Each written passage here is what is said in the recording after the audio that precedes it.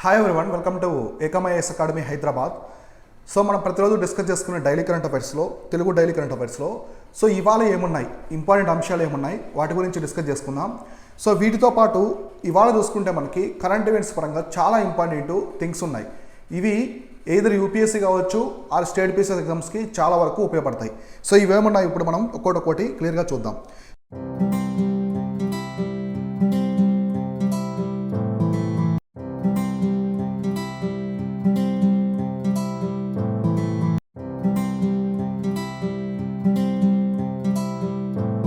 So ఇవాళ 25 అక్టోబర్కి సంబంధించి మొన్నట కూడా ఈ హాలిడేస్లో ఉన్నటువంటి కరెంట్ ఈవెంట్స్ కూడా కవర్ చేశాను. ఇందులో మంచివన్నీ నీట్గా చూడండి. ఫస్ట్ వచ్చేసి Asia's largest compressed biogas plant. So మన ఏషియాలోనే లార్జెస్ట్ కంప్రెస్డ్ బయోగ్యాస్ ప్లాంట్ అనేది ఓపెన్ చేశారు. ఎక్కడ చూద్దాం. Union minister of petroleum and natural gas Hardeep Singh Puri recently inaugurated Asia's largest compressed biogas plant in Lehragaga, Punjab. So పంజాబ్లోని లెహరగాగా అనే రీజన్లో దీన్ని ఓపెన్ చేశారనమాట. ఇది మన ఆసియా ఖండంలోనే అతిపెద్ద కంప్రెస్డ్ బయోగ్యాస్ ప్లాంట్ అనమాట. సో దీని గురించి చూస్తే మనము అసలు ఏంటి ఈ బయోగ్యాస్ ప్లాంట్ అంటే ఏంటి, దీనివల్ల ఉపయోగాలు ఏంటి, దీనికి ఎంత ఖర్చు చేశారు, ఇవన్నీ ఇక్కడ మనం డిస్కస్ చేసుకుందాం. The compressed biogas plant in Lehragaga was constructed at the cost of 230 crore over 20 acres of the land. So దీనికి మొత్తం వచ్చేసి 230 కోట్లనే ఖర్చు పెట్టారు. మొత్తం ఈ ప్లాంట్ వచ్చేసి 20 ఎకరాల్లో ఉందన్నమాట. The project was commissioned with the foreign direct investment of the Verbio AG, so one of the leading bio energy company in Germany.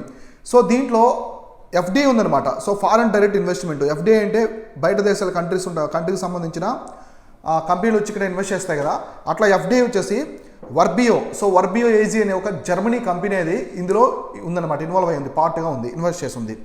తర్వాత the CBG plant is currently capable of processing 6 tons of పాడీ straw each day. So మనకి పాడీ straw ఉంది కదా, గడ్డి ఉంది కదా, మనం వరి కోత వచ్చిన తర్వాత గడ్డి ఉంటుంది, వేస్ట్గా ఉంటుంది కదా, సో వరి గడ్డి అంటారు కదా, వాటిని ఉపయోగిస్తారన్నమాట. బయో ఎనర్జీ కోసం వాటిని ఉపయోగిస్తారు. సో ఈచ్ డే 6 tons అనేది యూజ్ చేస్తారన్నమాట. 6 టన్నుల రైస్ స్ట్రాని యూజ్ చేస్తారు ఇక్కడ. This capacity will later be expanded to 300 tons per paddy straw per day to produce 33 TPD of compressed biogas using 8 digesters of the 10,000 cubic meters. So ఇక్కడ చూడండి, ఇప్పుడు 6 tons per day. So initial స్టేజ్లో మొదటి రోజుల్లో వచ్చేసి 6 tons అనమాట per day rice straw. దాన్ని 300 టన్నులకి per day, 300 tons per డేకి ఇంక్రీజ్ చేస్తాము. అలానే 33 TPD కంప్రెస్డ్ బయోగ్యాస్ని కూడా ప్రొడ్యూస్ చేస్తాము. ఇటు వచ్చేసి 8 డైజెస్టర్స్ ఉన్నాయన్నమాట. ఇక్కడ వచ్చేసి 8 డైజెస్టర్స్ అనేవి ఉన్నాయి. అవేంటంటే 10,000 cubic meters అనమాట మొత్తం కలిపి. వీటి ద్వారా గ్యాస్ అనేది ఎక్కువగా ఉత్పత్తి చేస్తామని చెప్పి చెప్తున్నారు. అంటే ఇప్పుడు ఉన్నదానికంటే ఎక్కువగా ప్రొడ్యూస్ చేస్తామని చెప్తున్నారు. తర్వాత it will address the issue of stubble burning in the state. So మామూలుగా మనకి చూడండి, ఇప్పుడు పంజాబ్ కావచ్చు, హర్యానా, ఢిల్లీ, రాజస్థాన్, ఢిల్లీ మొత్తం పొల్యూషన్ ఎక్కువ ఎందుకు ఉంటుందంటే చుట్టుపక్కల పంటలు ఉంటాయి కదా, ఢిల్లీకి చుట్టుపక్కల ఉండే పంటలు మొత్తం కూడా రైస్ స్ట్రాలో కాల్చేస్తారనమాట. సో వీట్ స్ట్రా కావచ్చు, రైస్ స్ట్రా మొత్తాన్ని కాల్చేయడం వల్ల ఆ పొగంతా న్యూఢిల్లీకి సిటీ అంతా కమ్ముకుపోతుంది. సో ఇటువంటి ప్రాబ్లం లేకుండా ఫ్యూచర్లో కూడా కాపాడడానికి ఇది ఒకటి మార్గం అని చెప్పుకోవచ్చు.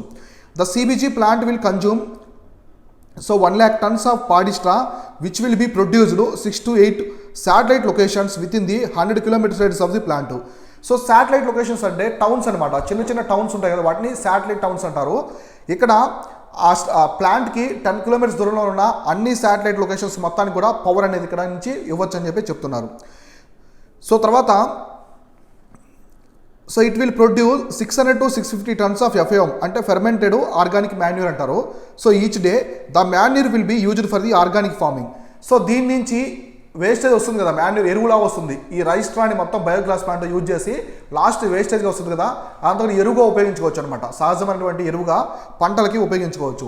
దీన్ని ఎస్పెషల్లీ ఆర్గానిక్ ఫార్మింగ్కి బాగా యూజ్ చేసుకోవచ్చు అని చెప్తున్నారు. ఆర్గానిక్ ఫార్మింగ్కి the plant will provide direct employment to the 390 people, indirect employment 580 people. So మొత్తం డైరెక్ట్గా అయితే 390 మందికి, ఇండైరెక్ట్గా అయితే 580 మందికి ఎంప్లాయ్మెంట్, ఉద్యోగ కల్పన కూడా కల్పిస్తుందన్నమాట ఆ plant.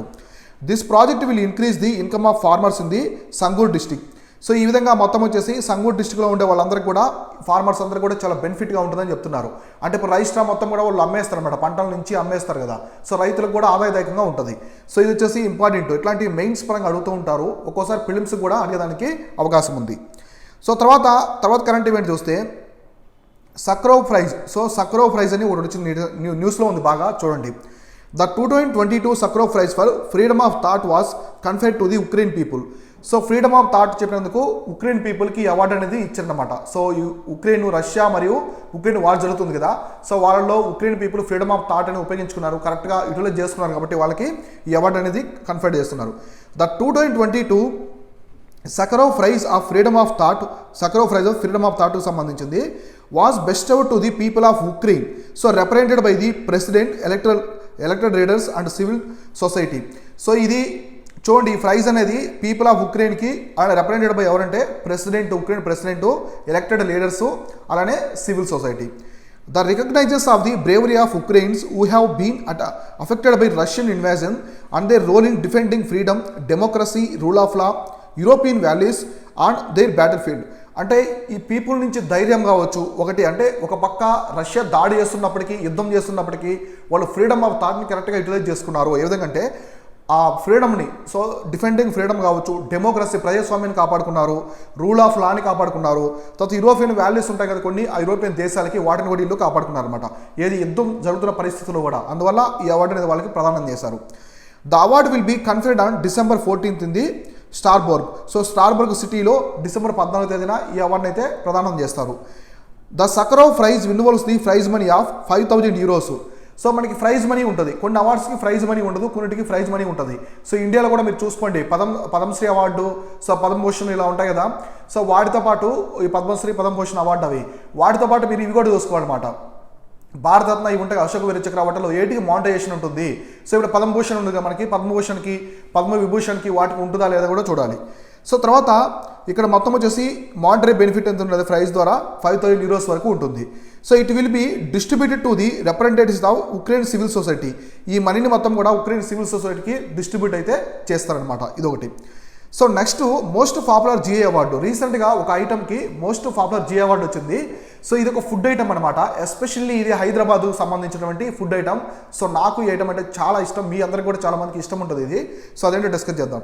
So union ministry of commerce and industry recently conferred to most popular GE award to the Hyderabad haleem and other GE products.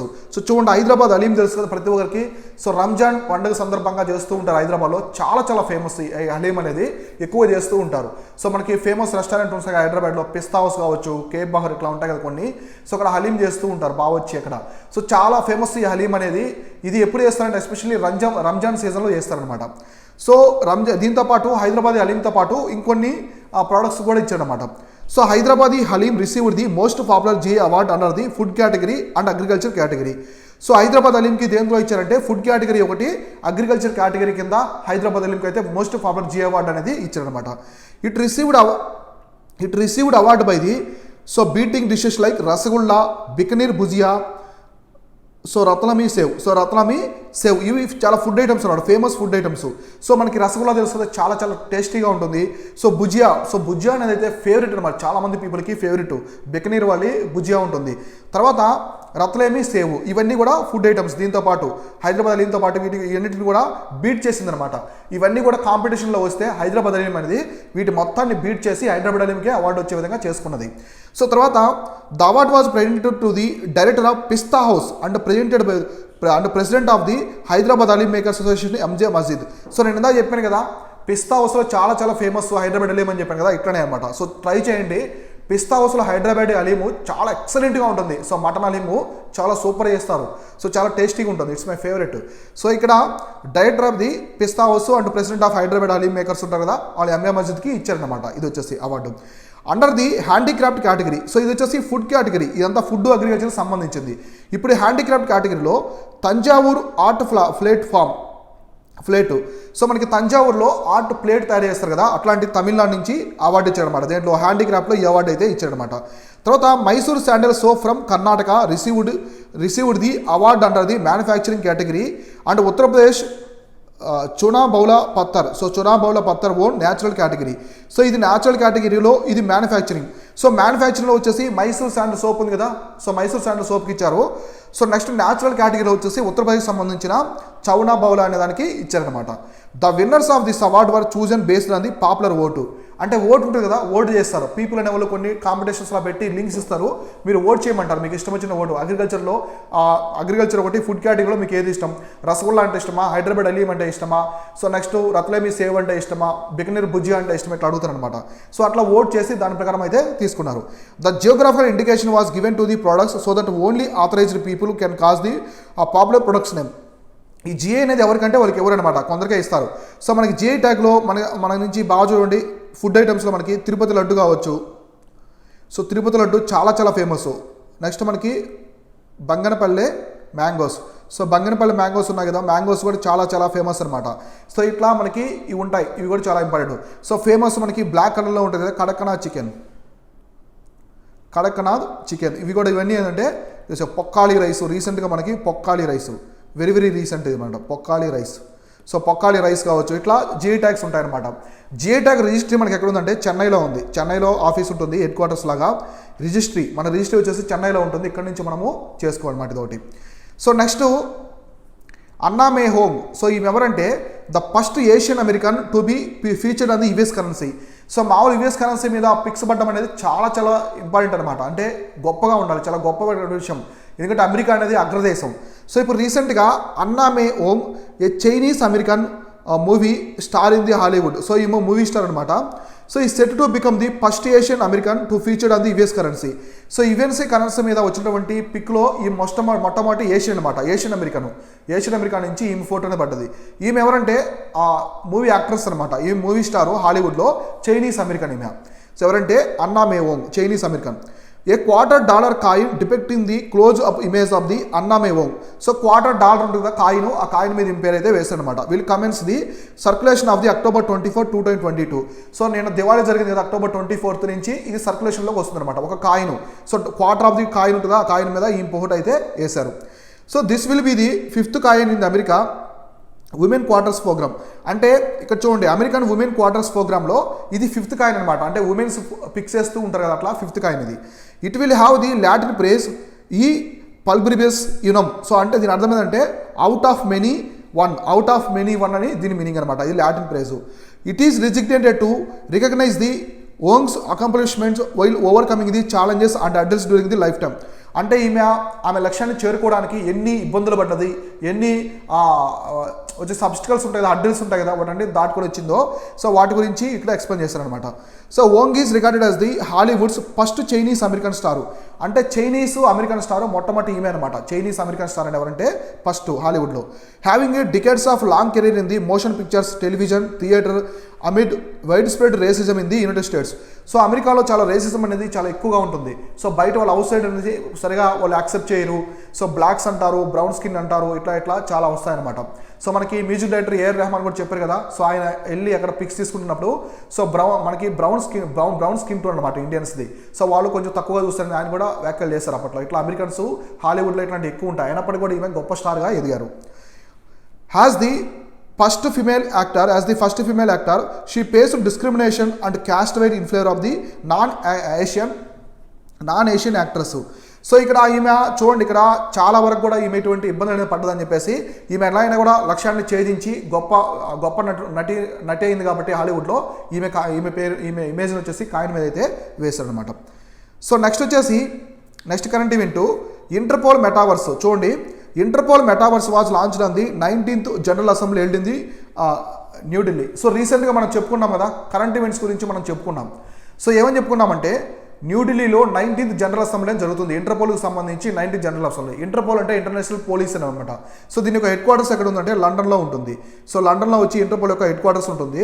దీనికి ఎవ్రీ ఇయర్ వచ్చేసి జనరల్ అసెంబ్లీ జరుగుతూ ఉంటుంది మీటింగు. రీసెంట్గా మనకి ఢిల్లీలో జరిగింది. The world's first metaverse specially designated for the law enforcement was launched recently. It enables registered users for the virtual tour of the Interpol General Secretariat headquarters in the Lyon, France. Interpole secretary వచ్చేసి Lyon ఫ్రాన్స్లో so ఇది Lyon ఫ్రాన్స్లో వచ్చేసి దీని యొక్క head quarters అనేది ఉంటుందన్నమాట. So ఇటు interact the officers of their avatars. మామూలు లండన్లో వచ్చేసి it's one of the branch అనమాట, ఇంటర్పోల్ బ్రాంచ్ హెడ్ క్వార్టర్స్ కాదు. దీని యొక్క జనరల్ సెక్రటేరియట్, ఇంటర్పోల్ యొక్క జనరల్ సెక్రటేరియట్ లియాన్ ఫ్రాన్స్లో అయితే ఉంటుంది. ఇది కనెక్ట్ చేసుకోండి. So interact with the officers through the their avatars. అంటే మెటావర్స్ అంటే ఇప్పుడు నేనున్నా అనుకోండి, సో ఇక్కడ ఎగ్జాక్ట్గా నేను హ్యూమన్లో మీకు కనిపించను. ఎట్లా అంటే ఒక మెటావర్స్లో మీకు ఒక జస్ట్ అవతార్ అనమాట, ఒక బొమ్మలా కనిపిస్తాను, నేను బొమ్మలా కనిపించి మాట్లాడుతూ ఉంటాను. ఇట్లా వాళ్ళు మెటావర్స్ని యూజ్ చేసి ఒక అవతార్స్లా ఆ ఇంటరాక్షన్ కావడానికి వీడియో కాన్ఫరెన్స్ కోసం ఉన్నారనమాట. So it also provide training courses for the forensic investigation and other policing skills. So ఇట్లా మెటావర్స్లో ఉండి వాళ్ళు వీటికి ఫోరెన్సిక్ ఇన్వెస్టిగేషన్ అలాగే పాలసీజింగ్ స్కిల్స్ కూడా వాళ్ళు ట్రైనింగ్ అనేది ఇస్తారనమాట. తర్వాత the newly launched facility is provided via interpole secure cloud. వాళ్ళకి మొత్తం స్టోరేజ్ బేస్ లాగా ఒక సెక్యూర్ క్లౌడ్ కూడా ఉంటుంది అనమాట. It is currently fully operational for use of the law enforcement officers from the 195 members countries to interpole. So మొత్తం ఇప్పుడు న్యూఢిల్లీలో జరుగుతుంది కదా, సో న్యూఢిల్లీలో జరిగే ఈ 19th general assembly, so 19th general assembly ఉంది ఇంటర్పోల్స్, దీనికి సంబంధించి అందరూ 195 మెంబర్స్ వరకు కూడా కంట్రీస్ నుంచి అటెండ్ అయ్యారనమాట అందరూ కూడా. సో ఇదొకటి important. So next current events, Britons new prime minister. So రీసెంట్గా రిషి సునాక్ ఉన్నారు కదా, సో రిషి సునాక్ గారిని వచ్చేసి ప్రైమ్ మినిస్టర్గా అయితే ఎన్నుకున్నారు. Britain's first Indian origin prime మినిస్టర్గా ఎన్నుకున్నారు. ఇక్కడ మీరు తెలుసుకోవాల్సింది, ఈయన first non white prime minister, తర్వాత so first Indian origin PM, అలాగే ఫస్ట్ హిందూ పిఎం కూడా. అంటే మనకి ఈయన వచ్చేసి ఇప్పటివరకు కూడా అందరూ రిలీజియస్ పరంగా చూసుకుంటే ఫస్ట్ హిందూ పిఎం కూడా ఈయన వచ్చేసి. సో రిషి సునాక్ ఎవరంటే మీకు ఇన్ఫోసిస్ నారాయణ తెలుసు కదా, ఇన్ఫోసిస్ ఫౌండర్ నారాయణమూర్తి. సో నారాయణమూర్తి వాళ్ళ అల్లుడు అనమాట, నారాయణమూర్తి వాళ్ళ అల్లుడు వాళ్ళ డాటర్ని పెళ్లి చేసుకున్న వ్యక్తి ఆయన. రిషి సునాక్ ఎవరంటే ఈయన పంజాబ్ ప్రాంతానికి వీళ్ళు యాన్సిస్టర్స్ వచ్చేసి పంజాబ్ ప్రాంతానికి సంబంధించిన వాళ్ళు. పంజాబ్ ప్రాంతానికి వీళ్ళు ఫాదర్ వచ్చేసి యశ్వీరు, జస్ట్ రిమెంబరు, వాళ్ళ మదర్ పేరు వచ్చేసి ఉషా సునక్ అనమాట. వీళ్ళు పంజాబ్ ప్రాంతానికి, ఇండియాలోని పంజాబ్ ప్రాంతానికి సంబంధించిన వాళ్ళు. రీసెంట్గా పాకిస్తాన్ కూడా క్లైమ్ చేసుకున్నది. రిషి సునాక్ వాళ్ళు పంజాబ్ ప్రాంతానికి సంబంధించిన వాళ్ళు పాకిస్తాన్లో ఉండే పంజాబ్ ప్రాంతానికి సంబంధించిన వాళ్ళు. కాబట్టి రిషి సునాక్ మా దేశానికి సంబంధించిన వ్యక్తి అని చెప్పేసి వాళ్ళు కూడా ఫన్నీగా అయితే క్లైమ్ చేసుకున్నారు. సో రిషి సునాక్ అయ్యారు. కాకపోతే ఇక్కడ ఏంటంటే బ్రిటన్ వచ్చేసి చాలా చాలా ఇబ్బందులు పడుతుంది. ఈయనకు ముందు ఎవరున్నారు, లీసా ట్రస్ అనమాట. లీసా ట్రస్ వచ్చేసి పిఎంగా ఉన్నారు. సో లీసా ట్రస్కి ముందు బోరిస్ జాన్సన్ అయితే ఉన్నారనమాట. ఇప్పుడు ఏమైందంటే బ్రిటన్ వచ్చేసి చాలా ఇబ్బందుల్లో ఉంది, ఎకానమీ పరంగా చాలా ఇబ్బందుల్లో ఉంది. ఈ ఎకానమీ నుంచి బ్రిటన్ బయట తీసుకురాగలరా రిషి సునాక్? సో ఎటువంటి క్యాపబిలిటీ ఉందని చంద్రబాబు ఆలోచిస్తున్నారు. కానీ ఈయన ఫైనాన్స్ పరంగా చాలా ఎక్స్పర్టు, ఇంతకుముందు కూడా ఫైనాన్స్ మినిస్టర్ అన్నీ చేశారు బ్రిటన్లో, చాలా ఎక్స్పర్ట్ ఈయన. సో అందరూ కూడా ఏమనుకుంటారు అంటే మనకి అన్ని దేశాలకు సంబంధించిన వ్యక్తులు కూడా సో ఈయన బ్రిటన్ని ఆ ఆర్థిక సంక్షోభం నుంచి బయటకు తీసుకురాగలరు, ఆ సమర్థత ఈయనలో ఉందని చెప్పేసి చెప్తున్నారు అనమాట. సో ఇవి వచ్చేసి ఇవాళ డైలీ కరెంట్ అఫైర్స్. రేపు ఇంపార్టెంట్ డైలీ కరెంట్ అఫైర్స్ ఏమున్నాయి అండ్ ప్రిలిమ్స్ ప్రశ్నలు ఏమున్నాయి మనం క్లియర్గా ఒకటి డిస్కస్ చేసుకుందాం. Thank you all.